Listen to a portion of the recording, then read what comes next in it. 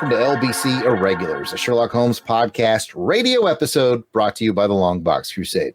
This is episode 11 of the radio series. On this episode, we will listen to the new Adventures of Sherlock Holmes, the Paradol Chamber, Season 5, Episode 83. It aired on May 14th, 1945, and it featured Basil Rathbone and Nigel Bruce. I want to give a thanks to the Arthur Conan Doyle Encyclopedia website. They keep me straight on all these numberings of seasons and whatnot. Now, after we listen to the show, my guests and I will discuss our thoughts on it. We invite you to be part of that conversation. You can leave us a voicemail with your thoughts at 707-532-5269. That's 707-532-LBOX. Or you can comment on the show at LONGBOX CRUSADE, Twitter, Facebook, Instagram, and YouTube.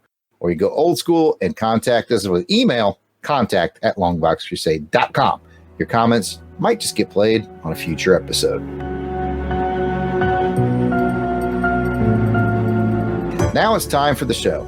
Let us dim the lights and travel back in our minds to a London of the past, through the chilled and foggy streets of London to 221B Baker Street. Petri Wine brings you Basil Rathbone and Nigel Bruce in the new Adventures of Sherlock Holmes.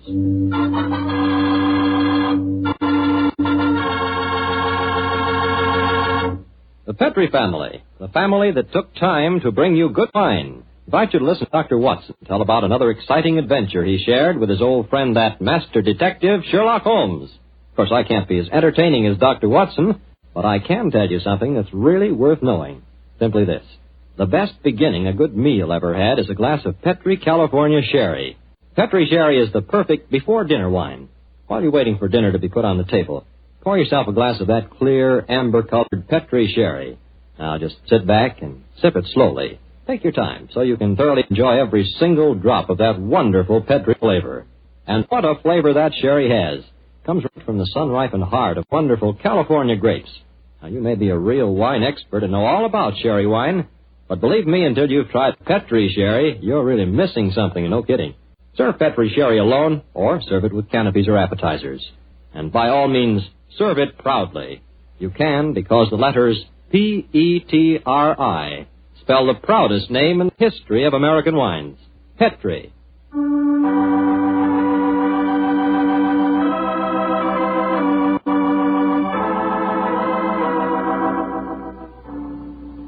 And now for our weekly visit with the good Dr. Watson. Let's see if he's expecting us. Come in. Ah, good evening, Doctor. Good evening, Mr. Campbell. It's about time you got here. Draw up a chair and make yourself comfortable. Oh, thanks. Well, you've had the old black dispatch box out again, I see. I suppose you've been going over your notes on tonight's adventure. That's right, my boy. And this may interest you. Mrs. Watson figured prominently in the story. She did? Yes, in fact, if it hadn't been for some remarkably quick thinking on her part, Holmes and I might have... well, there I go again, telling you the end of the story before I forget it. Well, how did it begin, Doctor? On a winter evening in 1887. I'd been married some months, and in consequence I hadn't seen much of my old friend Sherlock Holmes. Oh, you're still living at Baker Street, I suppose? Yes, my boy, but we couldn't persuade him to come round and see us. From time to time I'd heard some vague accounts of his doings, of his summons to Odessa, in the case of the Trepoff murder, and of his clearing up the singular tragedy of the Atkinson brothers. But to get back to tonight's story, my wife and I had just finished an excellent dinner. I remember had settled ourselves down for an evening of pleasant domesticity. She was stitching away on a piece of extra petit pois, and I was at my desk balancing figures in the family account book. After a few moments, my wife looked up to me and said, John, dear, don't look so troubled. "Oh, was I looking troubled?" Well, you've been scowling at that account book for 10 minutes now. What's the matter, dear? Don't the figures add up correctly? Oh, yes, they add up correctly. In fact, they tell a very pretty story. After buying my practice and setting up all my outstanding accounts, I find that we have nearly £150 left of the diary that Mr. Sholto settled upon you. 160, isn't it, dear? I was doing the same sum this morning. Oh, well, but that is 160. In any case, Mary dear, the point I was going to make is that we don't need the money just now. My practice is picking up splendidly, and I was thinking that we might invest it in something really sound, of course. Who's been talking to you, John? Dr. Wilson again. Well, as it happens, I did bump into him at the hospital today. He can put us onto something very good in Peruvian silver. What do you think of the idea? Well, John, the fact is, I'd almost decided to make a business investment with it myself. I thought I'd surprise you. Well, now let me tell you about it, John. Oh. Yesterday, when you were out on your rounds, Yes? a most charming man called here, Oh, a yes. Mr. Ted Barber. He introduced himself as a friend of Mrs. Cecil Forrester's. All right. He said he was certain we'd be interested in his new company. And he talked so convincingly that, well, I'm afraid I almost promised him I'd buy some stock in the company. Really, what sort of company is it? Well, I didn't quite understand that part of it. But it sounds wonderful. He left a prospectus. It's in the right-hand drawer of the desk. It's something to do with a wonderful new metal that's been discovered by an American chemist called Paradol or Paradis or something. Oh, let's have a look and see what it says. Company formed to exploit the amazing new metal discovered by Dr. Paradis. Paradol preferred stock. The potentialities of this new alloy are immeasurable. The fourth dimension has been conquered. What? Vital dislocation is an accomplished fact. Oh, gracious me, my dear child. This prospectus is absolute poppycock. Now, John, you mustn't be stubborn. I think at least we should investigate it. The man said that if we went to the laboratories, Dr. Paradis would give us a demonstration himself. But Mary dear, the fourth dimension. I mean to say, it's obviously fraud. That's what everyone says when a new invention comes out. But this might be an opportunity for us to make a lot of money, John. Mary, I do wish To please me, dear. I can't argue with you very long, Mary. All right. I'll take you to the laboratory in the morning, but I warn you, I'll show this Dr. Paradis up for the Sherlock that he is.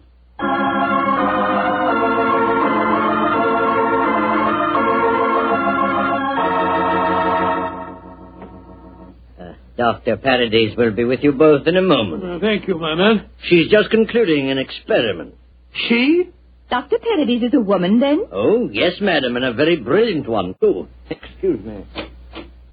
Oh, that's the last straw. The whole thing sounded like an obvious fraud, and now we get here and there are woman doctors at the back of the door. Just because she's a woman, it doesn't mean to say that... How do you do? I'm Dr. Paradis. Oh, how do you do, madam? I'm Dr. Watson, and this is my wife, Mrs. Watson. Oh, yes. Come into the laboratory, won't you? Oh, thank you so much, Dr. Paradis.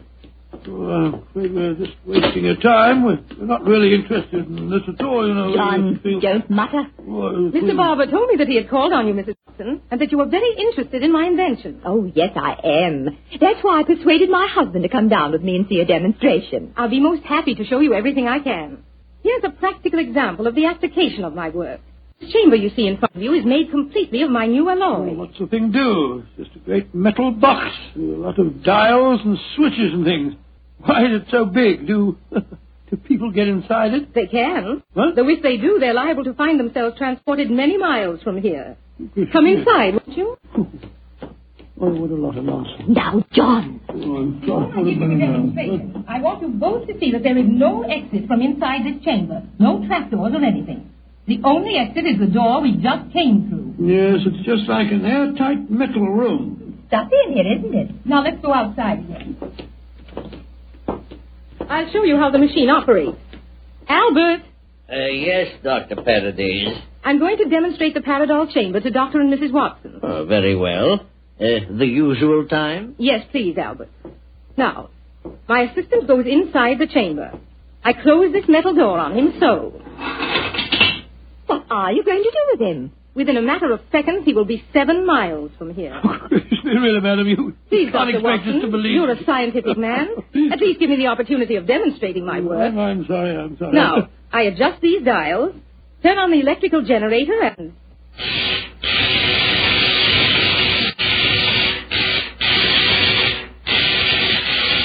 Good Lord, what an amazing business. Now open the door, Dr. Watson, and look inside, please.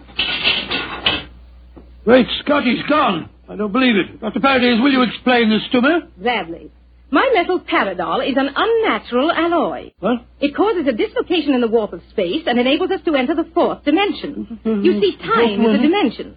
Any object in the past, present, or future can be described precisely in 3 dimensions of space and 1 of time. Yes, but this machine of yours... The alloy of Paradol, combined with the great forces of electricity, has created a new force.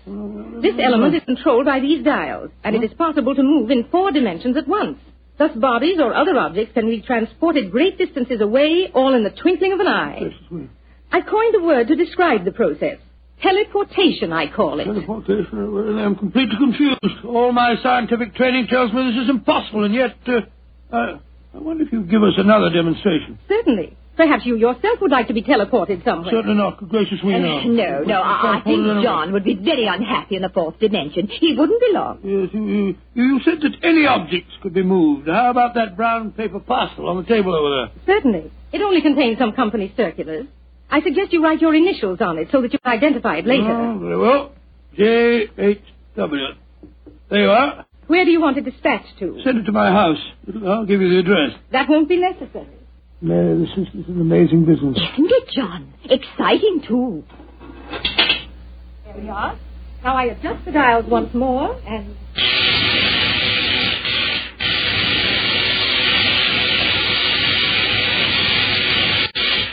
the parcel is already at your house. Oh, it's impossible. Come on, Mary. Let's get a cab and race back there as fast as we can. Well, Yes, goodbye, dear. Doctor. Goodbye, Doctor. Bye.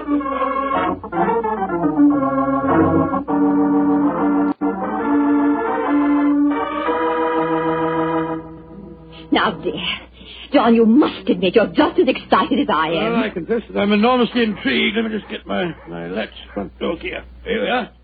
Dr. Paradis is a devilishly clever woman. Even so, my intelligence tells me it's impossible for the package to have reached here before us. Here we are. There you are, Master. Mum, just in time for lunch. Tell me, Annie, did a package arrive for us? Oh, yes, it did, Mum. I put it on our table. Great Scott. How was it delivered, Annie? Well, now, that's the funny thing about it, sir. I don't know. I went out to polish the block on the door knocker a few minutes ago, and there was the parcel, lying on the doorstep. No one had rung the bell or anything. I didn't know how it got there. Thank you, Annie. You can go now. Yes, Mum. Well, John, what do you say now? There's a miracle's been performed. I don't believe my eyes. Look, there are my initials on the package. Mary, I think that if you don't mind, after lunch You'll go round to Baker Street and tell Sherlock Holmes about this. Oh, do you mind, dear? Of course not, dear. Good. It'll be nice to see Holmes again anyway.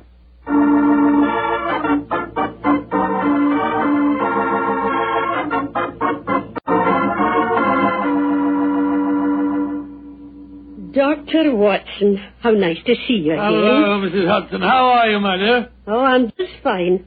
Oh, you're looking grand, sir. Marriage agrees with you, if you don't mind my saying so. Oh, thank you, Mrs. Hudson. Is Mr. Holmes in? Aye, sir. And I'm very glad you're seeing him. He's no been acting like himself lately. Oh, really? Locking his door, and only unlocking it for me when I give him a password. And he's hardly touched his food for the last 3 days. Tell you the truth, Dr. Watson, I'm awful worried about him. Well, I'll go up to him. He'll be glad to see you, I'm sure.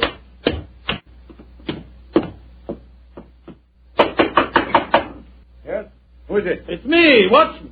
Watson? Oh, possibly. I'm not taking any chances. Holmes, this is ridiculous. Surely you know my voice after all these years? John H. Watson. Tell me what your middle initial stands for, and I'll let you in. It stands for Hamish. Watson, my dear fellow. How are you? I am fine and delighted to see you again, Holmes. Incidentally, why all this rigmarole about locked doors and passwords? Well, Professor Moriarty has decided that it's high time to settle his score with me. There have been several attempts on my life lately.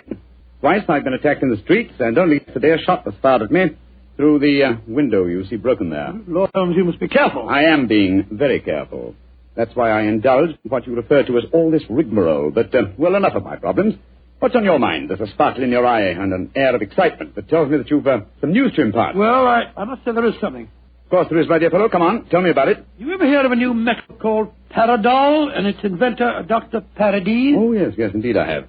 I received a prospectus concerning it the other day. Well, what do you think of the idea? Oh, obviously it's rubbish designed to fool a gullible public into buying shares. Don't tell me that you were taking advice. Oh, no, of course not, Holmes. Naturally, as a scientific man, I knew it was rubbish.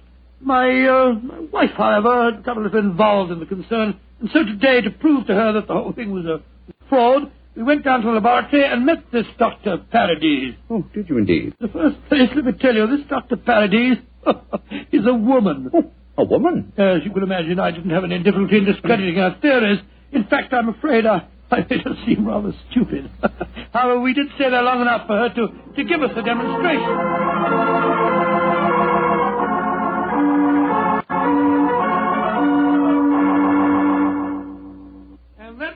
that it was, Holmes. When we got back to our house, the initial package was there, waiting for us. Oh, childish trick. Obviously, the Paradol Chamber contains an ingeniously hidden trap door, through which the assistant disappeared and later the package. A fast cab then took it to your home before you could get there. Oh, yes, oh, really? Well, yes, of course, that's exactly how I explained the thing to Mary. Was she pressed with the thief? Yes, she was. But you know how women are. I tried to tell her the whole thing was a fraud. She's very obstinate. I was hoping perhaps that you will help me expose the concern. Oh, hardly seemed necessary, old fellow. Such an obvious fraud. However, for your sake, I'll be glad to do anything I can. Well, I thought we might go down to the laboratory late tonight when nobody's there and take a look at that Paradol Chamber a little more closely. Yes, that's a good idea. After being cooped up here for 3 days, it'll be a pleasure to get some night air and indulge in a little simple burglarizing. Well, shall I call for you here? No, wait a minute, dear fellow. It's much too dangerous.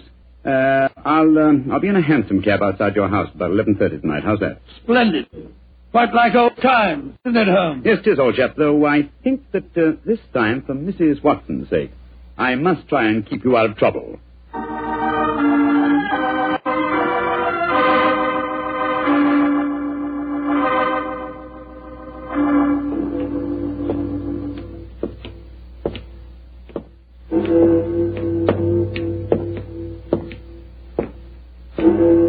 Midnight, Holmes? Yes, Watson. I'd only concerned old bachelors like myself should be wandering the streets of London. Oh, rubbish, Holmes. You talk as if Mary was a tyrant. Now, don't get angry, old chap. I was only being suspicious. Is this, Dr. Paradis' laboratory? Yes. I'd like to be seen. I don't imagine it'll be very hard to break in, though. Strike a match, will you? Took the precaution of bringing this lantern. There you are. Thanks, old fellow. Is the door locked? Yes, but I think the skeleton key will do the trick. Hold this lantern for a second, will you? Yeah. Oh, this is child's play so far. Come on. There's the Paradol Chamber over there. Uh-huh. Give me the lantern again, old chap, will you? Thanks. Mm-hmm. Quite an elaborate construction. The door's been left open. Let's go in and take a look at the inside of it. Ah, not so this, Watson. If this is the only entrance, and the two of us walked in, it'd be too easy to slam the door shut on us. Yeah, I suppose so. You go in and I'll keep watch out here. All right. Oh, I trust that in a few minutes I won't find myself lying on your doorstep. Holmes, there are times when your sense of humor is a little strained.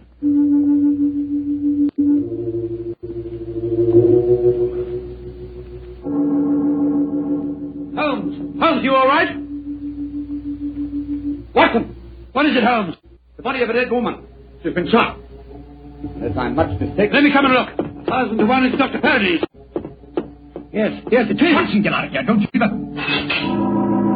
Good Lord, someone has slammed the door shut on us. Yes, my dear fellow. We walked into a trap very neatly. I'm afraid that we're imprisoned in what appears to be an airtight metal chamber, and the only person who can help us to get out of it again is a corpse.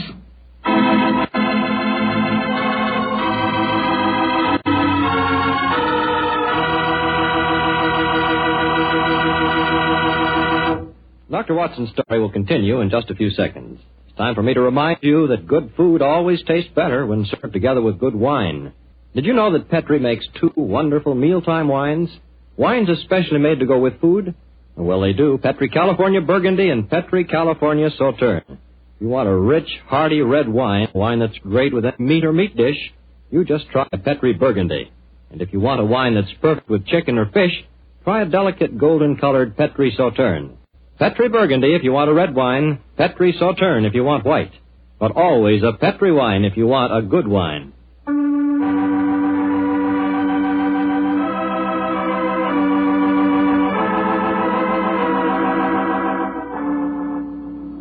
Now back to tonight's new Sherlock Holmes adventure. It is in the early hours of a winter's morning in 1887. The famous pair, while investigating the mysteries of a scientific laboratory in the East End of London, have been trapped in an airtight metal cabinet, their only companion being the dead body of a woman scientist. As we rejoin our story, Sherlock Holmes and his old friend Dr. Watson are listening intently as footsteps approach what appears to be their metal coffin. There's someone outside. They're sliding back the mental panel. Good evening, gentlemen. That voice, it's Dr. Paradis' assistant. Let us out of here. Or should I be more precise, Mr. Holmes, and say good morning? Hello, Moriarty. Moriarty, you scoundrel. I can just get my hands on him. Dr. Watson, I wish you could get over your dislike for me. For my own part, I'm genuinely sorry that my trap had to catch you, too. I've often felt unhappy that you're not on my side. Such slavish admiration of you given your friend Sherlock Holmes must be highly gratifying. There's never mind about all that. What do you think you're up to? It's obvious, my dear Watson. The whole scheme was a plan to lure me out of my safe hiding by presenting an intriguing problem, and one that victimized the wife of my old friend. You knew it would get back to my ears, didn't you, Moriarty? Yes, exactly. But why did you murder this Paradise woman? That's equally obvious, my dear Watson. It served her purpose in presenting a most convincing scientific front. As soon as the trap was baited, it was a liability. She might tell tales, and so she was killed. Like so many other of your accomplices, my dear Professor. Precisely. Now, my dear fellows, I'm afraid that I must close this panel and say goodbye. Quite sorry to have to kill you, but you're becoming dreadfully in my way. And how do you plan to kill us, Moriarty? By doing nothing more than closing this panel. I could be frightfully dramatic and release deadly gases into the chamber, or poisonous snakes, or something equally colorful. But quite frankly, it seems so much simpler just to shut you in. Your oxygen supply won't last very long, you know. And for your benefit, Dr. Watson, I may tell you that Paradol, whatever its other shortcomings as a metal, is bulletproof. Goodbye, you meddling fool! Well, there seems nothing for us to do but look around and ascertain our chances of escape. Holmes, I don't like this. We're in a very nasty situation. My dear Watson, sometimes you're a master of understatement. Just as I thought. What have you found, Holmes? Sliding panel, just behind the dead woman. It leads to a passageway. A passageway that has been bricked up only within the last few hours. But long enough, I'm afraid, to make it impossible. No, there's no escape here. Hold the lantern a little higher, will you, Walter? Yeah. That's it. Well, what are we going to do now? I was just estimating the cubic capacity of this chamber. The air supply should last comfortably for at least another 8 hours. I recommend a brief sleep to refresh us and also to conserve our oxygen supply. Sleep? Who could sleep at a time like this? I can and you can, old chap, if you discipline yourself. Well, I'll try, Holmes, but I know perfectly well I shan't close my eyes.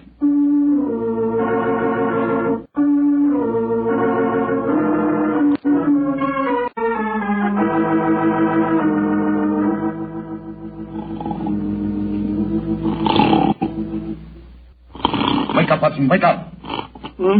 Yes, Mary dear? It's you. We're still in this infernal trap. I'm afraid so, old chap. What time? Just after 7 in the morning. How long did you estimate our oxygen supply would last? Probably about another hour. Well, it's just possible that some worker will come to the laboratory early and get us out. I shouldn't count too much on that if I were you. I suppose not. I say, Holmes, I'm famished. Yes, I thought you would be, my dear chap, so I saved you this cup of a bar of chocolate. I ate my own share just before you awakened. Oh, thanks, my dear fellow. Did you sleep too, Holmes? No, I didn't, Watson. I employed my time in conducting a minute examination of this chamber. I was trying to find some possible way of getting out. And you failed, eh? I'm afraid so. Holmes, this looks like the end, doesn't it? Well, if it is my time to die, I'm glad that we're together again. Although I blame myself entirely for letting you into the trap. Come now, my dear fellow. Don't take it as badly as that. But you admitted you're defeated and that there's no possible way out of this destiny. I meant that there's no way out from the inside. So my plan worked. Good gracious me, what on earth? The guard, there you are. Mary! Mary, you dear little... You must have been frightened to death. Hello, Donald. Oh, dear, you must have spent a miserable night. Well. Mr. Sherlock Holmes and Dr. Watson have been getting themselves in trouble again, eh? Sir, this is no time for your heavy-handed badinage. There's the body of a murdered woman inside that chamber. She was killed by Professor Moriarty. Professor Moriarty? You didn't get my message sooner. Your message? Well, bless my soul, Holmes, I wish you'd tell me how you got your message to Scotland Yard. Well, ever since these recent attacks on my life, I've had my delightful band of ragamuffins, the Baker Street Irregulars, watching my house fixed watches, 2 at a time. I gave the boys instructions to follow me whenever I went out. And if ever I did not reappear within 3 hours, they were to report to our friend Lestrade at Scotland Yard. Holmes, you're amazing. You think of everything. Just a minute, gentlemen, just a minute. I didn't get no message from any of your Baker Street Irregulars. Oh, you didn't? No, sir. Though I did find a couple of the boys tied up when we came in here just now. But if you didn't get a message from them, how did you come here so opportunely? That's an easy one. Because Mrs. Watson here came and fetched me. You did, Mary, but how on earth... Go on, Mom. Tell him. Well, it's really very simple. When John came back from seeing you yesterday, Mr. Holmes, he was over elaborately casual in his references to the Paradol Chamber. So, of course, I knew at once the two of you were going to investigate the matter. I also caught him oiling his revolver after dinner. I didn't know that you slipped out last night, John. But as soon as I woke up this morning, I realized what had happened. So I went straight to Scotland Yard for Inspector Lestrade and brought him here with me. Why, Mary, you clever little thing. Isn't she a clever darling, Holmes? Mrs. Watson, this has been a salutary experience. Will you allow me to congratulate you on your deductive ability? Well, that's very nice of you, Mr. Holmes, but I really don't deserve any compliments, if you don't mind my saying so. It was elementary, my dear Mr. Holmes. Elementary.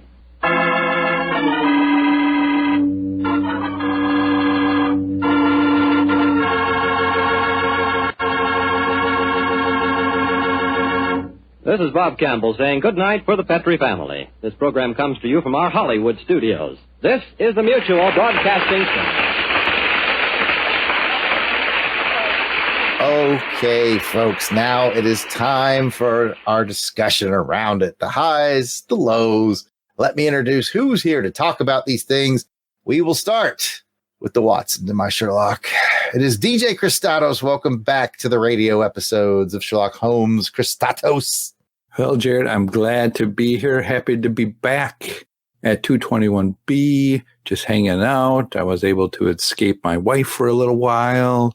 You know, she said I could come over, we can play, do some stuff. Maybe we can do a mystery or something like that together. So I'm excited to be here.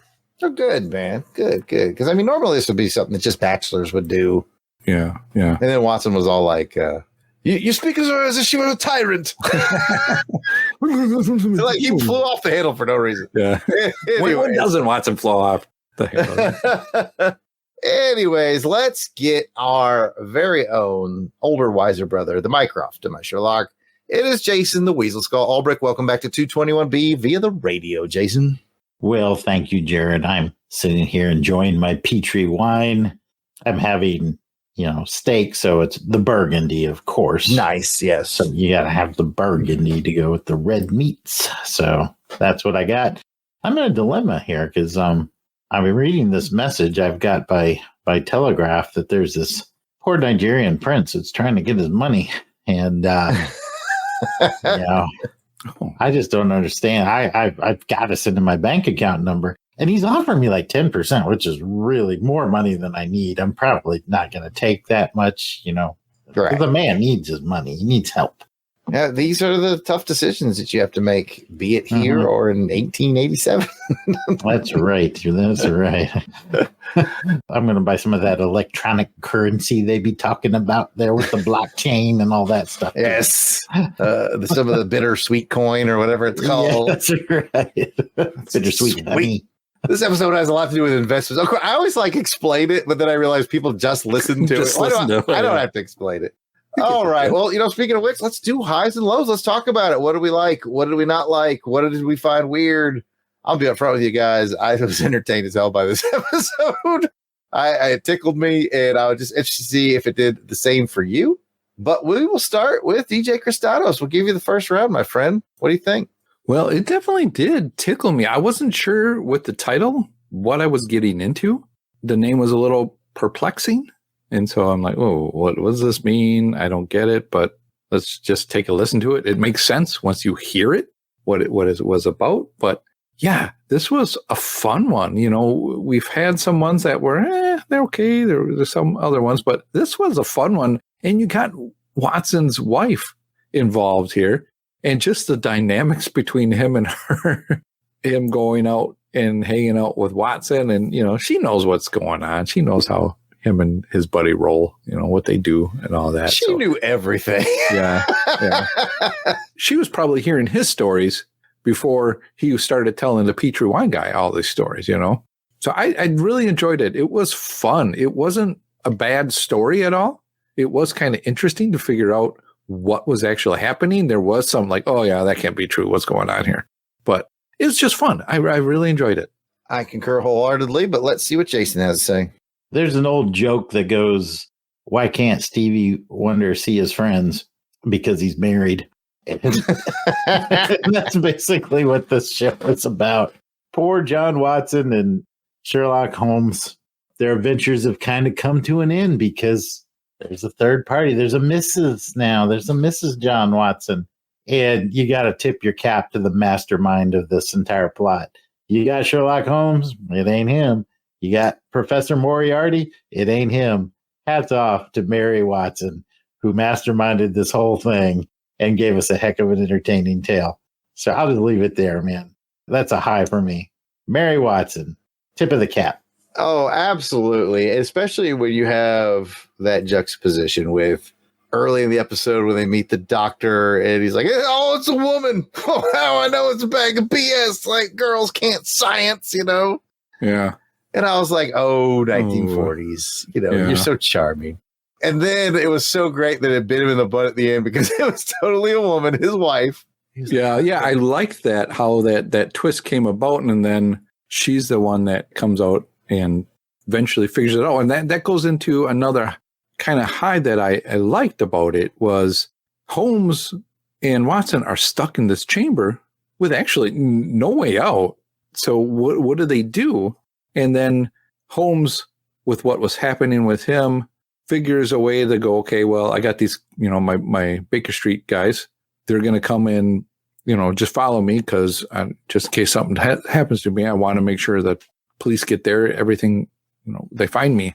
So if we got some time, we got about 8 hours in this chamber. So by then, if I don't come back out, they're going to come looking for me, right? So he's all this have elaborate plan, and it's kind of fun to see. He didn't really do anything.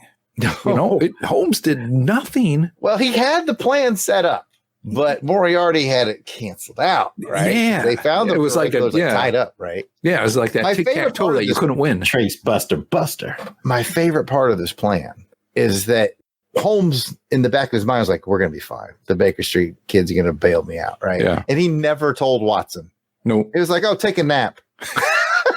Holmes, I can't sleep. Oh, that was the best. We're not going to be able to sleep. And then like, all right to sleep. That's hilarious. And then he said, did you sleep, Holmes? He said, nah, I just need you to nod off so you shut the freak up while I looked around this room.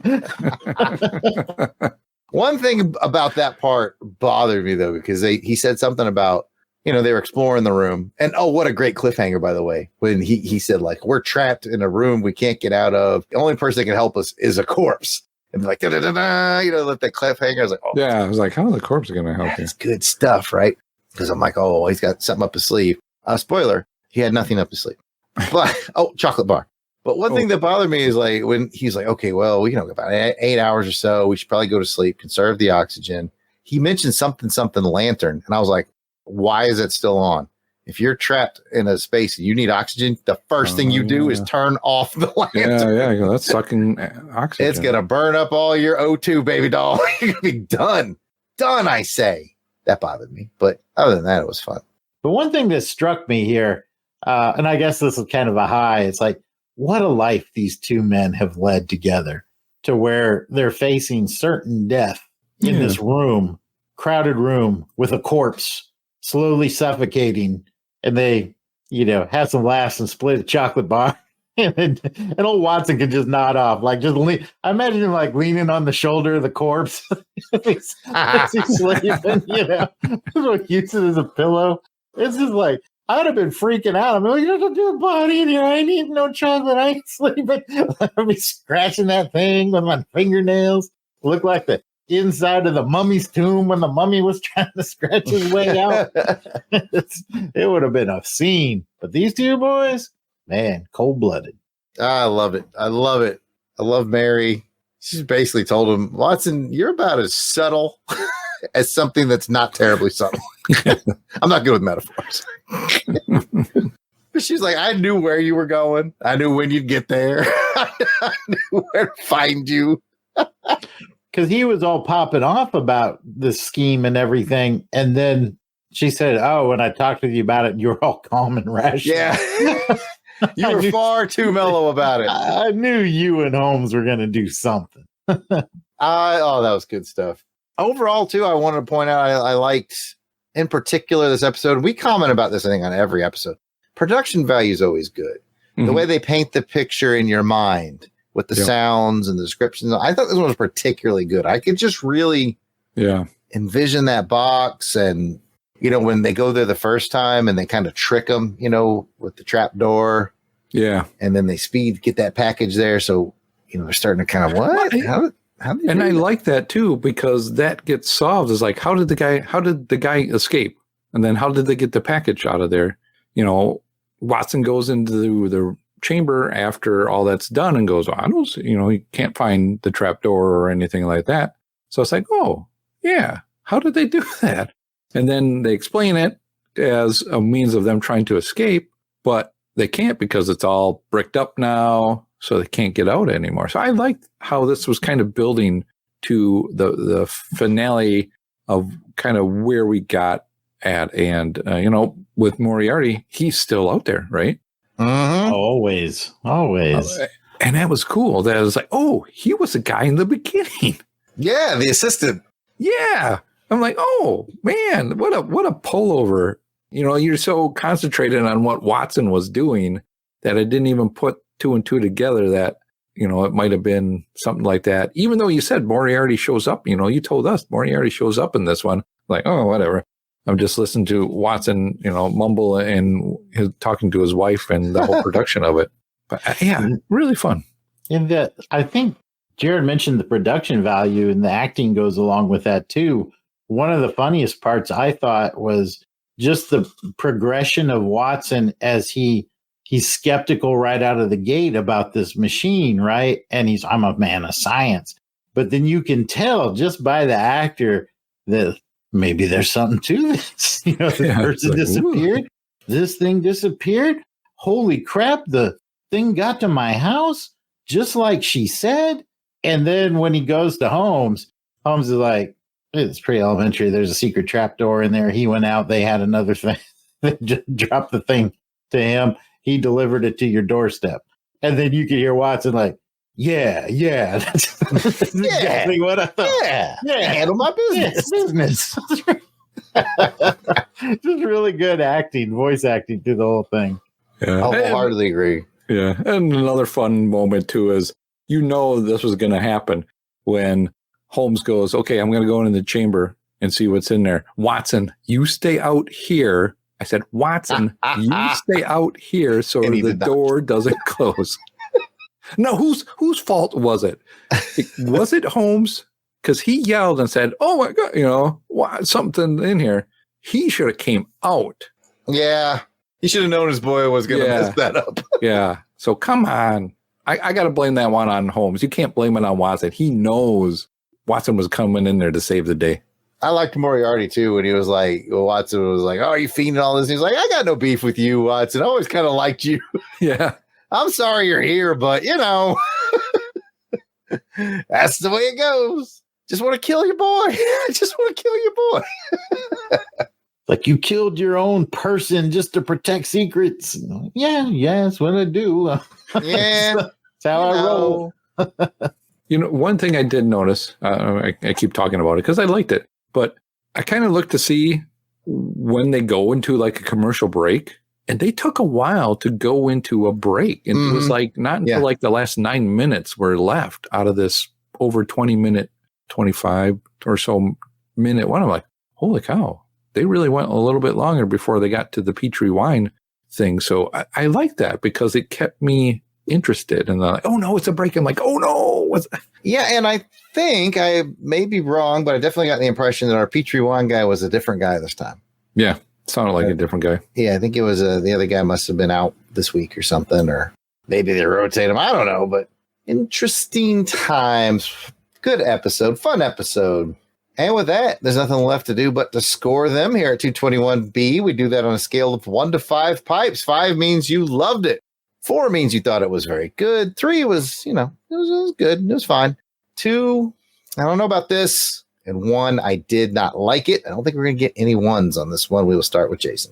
I'm at a 5 with this one. It's got Moriarty. It's got the chemistry with Holmes and Watson back again. And then you got the final turn of Mary Watson just being the hero of the day, hero of the hour, and just outsmarting the 2 smartest, both criminal minds in the world. It was great. All because she knew her husband was playing it way too cool. She's like, oh man, these knuckleheads are up to something. I still like how Holmes, he was just certain that the Baker Street Irregulars were going to save And he never told Watson. He let Watson just worry it out. Well, as much as he does worry, he fell asleep. Yeah. I mean, he knows Watson. He knows just to don't get him all worked up. I think you tell your buddy, hey, don't worry. I got a backup plan. Not Holmes, though. He told him go to sleep. And that's when the episode won me over, when he was like, there's no way I can sleep with it. I was laughing out loud. Anyway, Pat, 1 to 5. I'm all in at a 5 on this one. This one was definitely a fun one to listen to. It had, a decent mystery. It had great characters and great sound. I concur. I'm going to give it a 5 as well. It wasn't the most complex mystery, but it was engaging. Like, I'm sitting here, I'm like Watson. I'm like, how the heck did that package get to it? Don't worry, those guys' initials on it and everything. Well, folks, that is it for this episode of LBC Irregulars, a Sherlock Holmes podcast radio edition. I want to thank my guests. Let's find out where we can find Jason and Pat. Jason, where can they find you? In a metal box. In a metal box or outside a metal box. You can find me at Jason Alberich on Thread or at Jason Alberich on Instagram. Pat, put your Pat in a box. You can find me on the internet at Kristatos01 on the Twitter X. Jarrod, where can they find you? I am at Yard Sale Artist X, Facebook, and Instagram, or you can check out my artworks at www.theyardsaleartist.com. And remember, you can leave us a voicemail with your thoughts at 707-532-5269. That's 707-532-LBOX. Pick up the phone. I'm in a box. Or you can comment on the show at LONGBOX CRUSADE, be it X, Facebook, Instagram, YouTube. It's all at LONGBOX CRUSADE. We love hearing from you. You can hit us up via email, contact@longboxcrusade.com. We'd love to hear from you. Thanks again for joining us. As a reminder, we couldn't do this show and all the other shows on the LONGBOX CRUSADE Network without the support of our Crusaders Club members on Patreon. You can join their ranks for as little as $1 a month at www.patreon.com/LONGBOXCRUSADE. We'll now thank our Crusaders Club members as we ride off in our handsome cab. I am your host, Jarrod Alberich, the Yard Sale Artist. I look forward to joining you on the next episode. And Helica Wolf. Albrin Elvis. Bill Beer. Blasted or Stash It. Braxton Underwood. Captain Entropy. Clark Westfield. Clinton Robinson. Dave Collins. Battlewagon. Ezra Gallo. Gary Viola. Gene Hendricks. Gerald Green. Jason Keene. Jason Lady. Jeremy L. Jim Jarman. I hope you like Jim Jarman too. Jim Meal. Joe Thomas. John Hamish Watson. Josh Strickland. Candace Ward. Kathy Bright, the MVP. Mark Ross. Matt and Lissy Posso. Maxwell Traver. Miranda W. P.D. Devins. Paul Hicks. Rick from Jeff and Rick Present. Rob Morgan. Samantha Maney. Sean Urbanski. Spidey 67. Spreadsheet. Steve Cronin. Tim Price, come on down. Tony Pennington. And Toronto Cop. Pop quiz, Pat. What was Watson's middle name here in this episode? Oh, it starts with a D, doesn't it? D's nuts. It does not. It starts with an H. H. It's not Henry. Because Holmes makes him say it. Holmes is so paranoid. Yeah. Like, what's the middle name before I let you in? Oh, man, I forgot it. You got it, Jason? I don't remember. It was something weird like Hedgewick or... You're close. Hamish. Hamish. Yeah. I don't know if that's canon or not. I don't know if it's Hamish in Doyle. I got to look it up now. Pause.